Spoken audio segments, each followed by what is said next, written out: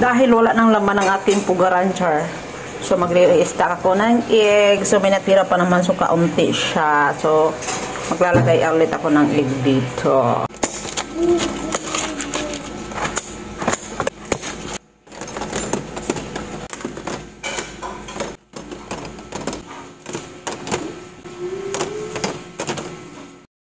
So, ipababaw natin yung...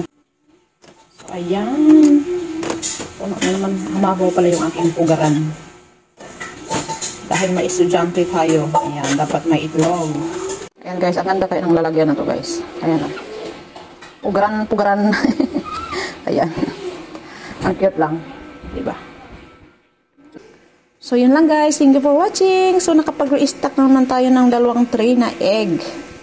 So, bumibili na ako ngayon ng egg guys. Kasi yung aking mga alagang manok doon, hindi na ganun kadaming mga itlog. Nauutay-utay na siya. Hindi na natin bumili ng egg. Again, medium size lang to. Ang mahal-mahal ng medium size guys, 181. Pero wala tayong magagawa. Ganun talaga, nagmamahal talaga ang lahat ng bagay ngayon. Yun lang. Bye-bye. Thank you for watching.